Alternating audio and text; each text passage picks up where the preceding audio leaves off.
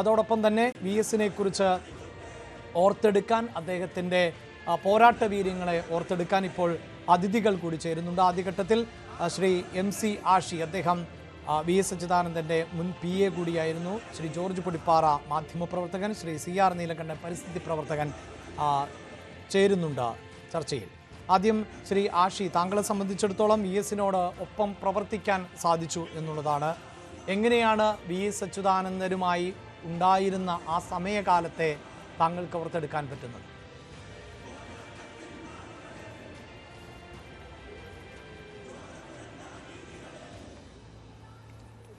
സഖാവ് വി എസിൻ്റെ കൂടെ ഞാൻ അദ്ദേഹം പ്രതിപക്ഷ നേതാവായിട്ട് വരുന്ന കാലഘട്ടത്തിലാണ് ഒരുമിച്ച് പ്രവർത്തിക്കുന്നത്, 2001 മുതൽക്ക്.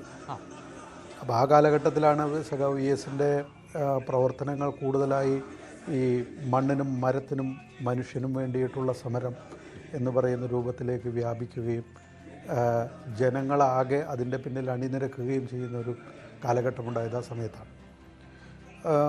ആ കാലത്ത് വളർന്നു വന്ന മാധ്യമങ്ങളുടെ ഒരു സൗകര്യം കൃത്യമായിട്ട് വി എസ് അക്കാലത്ത് ഉപയോഗിക്കേണ്ടതായിട്ടുണ്ട്. അതുപോലെ തന്നെ വി എസിൻ്റെ അടുത്തേക്ക് സാധാരണ ജനങ്ങൾ, നീതി നിഷേധിക്കപ്പെടുന്ന ആളുകൾ യാതൊരു സങ്കോചവും കൂടാതെ നേരിട്ട് വരികയും അത്തരം വിഷയങ്ങൾ ഏറ്റെടുക്കുകയും നിരവധിയായ സമരങ്ങൾക്ക് അക്കാലത്ത് വേദിയാവുകയും ചെയ്യുന്നൊരു സാഹചര്യമുണ്ടായിരുന്നു. വി എസിനെ സംബന്ധിച്ചിടത്തോളം ഒരു സാധാരണ മനുഷ്യനെന്നുള്ള നിലയ്ക്ക് തൻ്റെ മുന്നിൽ വന്ന് പറയുന്ന ഒരാൾ അദ്ദേഹത്തിൻ്റെ ഒരു സങ്കടം, ഒരു വേവലാതി, ഒരു ബുദ്ധിമുട്ട് പറയുമ്പോൾ ഒരു സാധാരണ മനുഷ്യൻ എന്ന നിലയ്ക്ക് തന്നെ അദ്ദേഹത്തെ കേൾക്കുകയും അതിനനുസരിച്ച് പ്രവർത്തിക്കുകയും ആ നീതി നിഷേധത്തോട് പടപൊരുതാൻ അവരുടെ കൂടെ ഏതറ്റം വരെയും പോകാൻ വേണ്ടി തയ്യാറാവുകയും ചെയ്യുക എന്നുള്ളൊരു നയമാണ് സ്വീകരിച്ചത്. അതിനകത്ത് പ്രത്യേകിച്ച് ആർട്ടിഫിഷ്യലായിട്ടുള്ള എന്തെങ്കിലും ഇടപെടലുകളോ കാഴ്ചപ്പാടുകളോ അങ്ങനെ ഒന്നും ഉണ്ടായിരുന്നില്ല. നേരിട്ട് സഖാവ് തന്നെ അക്കാര്യങ്ങളിൽ ഇടപെടുക എന്നുള്ളതാണ്. ഞങ്ങൾക്കൊക്കെ അതിൻ്റെ ചുമതലകളാണ് തന്നിരുന്നത്. അത്തരം വിഷയങ്ങൾ പഠിക്കുക, അതിൻ്റെ ആധികാരിക ബോധ്യപ്പെടുക, അതിൻ്റെ വ്യാപ്തി മനസ്സിലാക്കുക, അതേക്കുറിച്ച് സംസാരിക്കുക, തുടർന്ന് ആ വിഷയം ഏറ്റെടുക്കുക. വി എസ് അക്കാലത്ത് ഏറ്റെടുത്തിട്ടുള്ള എല്ലാ വിഷയങ്ങളുടെയും മാസ്റ്റർ വി എസ് ആയിരുന്നു. എവിടെയെങ്കിലും സംഭവിച്ചു വന്ന ഏതെങ്കിലും ഒരു വിഷയത്തിൻ്റെ വാലറ്റത്തിൽ കയറി ഇടപെടുകയോ ഒരു പ്രസ്താവന കൊടുക്കുകയോ അതിലേക്ക് ചേരുകയോ ചെയ്യുക എന്നുള്ളതല്ല. എത്രയോ വിഷയങ്ങൾ, അത് വനം കയ്യേറ്റമായിരുന്നാലും പീഡനങ്ങളായിരുന്നാലും അഴിമതിയായിരുന്നാലും ഒക്കെ വി എസ് തന്നെ കൊണ്ടുവരികയും വി എസ് തന്നെ നിയമ പോരാട്ടം നടത്തുകയും സഭയ്ക്കകത്ത് പോരാടുക, നിയമപരമായി നേരിടുക, ജനങ്ങളെ സംഘടിപ്പിച്ച് അണിനിരത്തി അതിനെതിരെ പോരാട്ടം നടത്തുക, ഇങ്ങനെ വിവിധ രീതിയിലുള്ള ആഞ്ഞടിക്കൽ വി എസിൻ്റെ നേതൃത്വത്തിൽ നടന്നിട്ടുണ്ട് അക്കാലത്ത് എന്നുള്ളതാണ്. വളരെ വളരെ മനോഹരമായ ഓർമ്മയാണ്. കേരള രാഷ്ട്രീയത്തിൽ തന്നെ രേഖപ്പെടുത്തിയിട്ടുള്ള ഒരു കാലഘട്ടമാണ് ആ കാലത്തെ പ്രതിപക്ഷ നേതാവിൻ്റേത് എന്നുള്ളത്. തീർച്ചയായും ശ്രീ ആഷി, താങ്കൾ സൂചിപ്പിച്ചതുപോലെ വി എസ് ഏറ്റവും കരുത്തനായിരുന്ന ഒരു സമയം അദ്ദേഹം പ്രതിപക്ഷത്ത് ഇരുന്ന കാലഘട്ടങ്ങൾ ആണ് പൊതുവെ അദ്ദേഹത്തെക്കുറിച്ച് വിലയിരുത്തുന്നത്. അവിടെ താങ്കൾ ഈ പറയുന്നത് പലപ്പോഴും പ്രതിപക്ഷം എന്നാൽ ഭരണപക്ഷത്തെ വെറുതെ വിമർശിക്കുക എന്നൊരു പൊതു രീതിയുണ്ടല്ലോ, അതിൽ നിന്നൊക്കെ വ്യത്യസ്തമായിരുന്നു വി എസ് എന്നാണോ? അതായത് ഏതെങ്കിലും ഒരു വിഷയം ഉണ്ടാകുമ്പോഴല്ല, ആ വിഷയത്തിൻ്റെ അടിത്തറ എന്താണ്, ആ വിഷയം എത്രത്തോളം ഗൗരവമുള്ളതാണ് എന്നതടക്കം അറിഞ്ഞു മാത്രം പ്രതികരിക്കുക. ഒപ്പം താങ്കൾ ഉൾപ്പെടുന്ന, അല്ലെങ്കിൽ നമുക്കറിയാമല്ലോ ഇത്തരം പദവികളിൽ ഇരിക്കുന്നവർക്ക് കൃത്യമായ ഒരു സംഘമുണ്ടാകും. ആ സംഘത്തിൻ്റെയൊക്കെ ഉത്തരവാദിത്വം എന്നത് ആ വിഷയത്തെക്കുറിച്ച് മനസ്സിലാക്കുക, റെഫറൻസ് നടത്തുക, ആ ഡേറ്റകൾ കൈമാറുക എന്നുള്ളതാണ്. അപ്പോൾ അത് കൃത്യമായി പ്രയോജനപ്പെടുത്തിയിരുന്നു വി എസ് എന്നാണോ പറയുന്നത്? അത് തീർച്ചയായിട്ടും ഈ ഭരണകൂടത്തിനെതിരായിട്ടുള്ളൊരു സമരം നടത്തുന്ന ഒരു പ്രതിപക്ഷ നേതാവ് എന്ന നിലയ്ക്ക് മാത്രമല്ല വി എസ് പ്രവർത്തിച്ചിരുന്നത്. തീർച്ചയായിട്ടും ഗവൺമെൻറ്റിൻ്റെ ഭാഗത്തു നിന്ന് വരുന്ന നയങ്ങളുടെ ഭാഗമായിട്ടുണ്ടാകുന്ന കുഴപ്പങ്ങൾ തുറന്നു കാണിക്കുന്നതിനൊക്കെ വി എസ് അക്കാലത്ത് തയ്യാറാണ്. വി എസിൻ്റെ ആദ്യത്തെ എനിക്ക് ഓർമ്മയുണ്ട്, ഞാൻ ആദ്യമായി വി എസിൻ്റെ കൂടെ സഹകരിക്കുന്നത് ബദൽ ധവളപത്രം വന്നുകൊണ്ടാണ്. അന്ന് ശങ്കരനാരായണൻ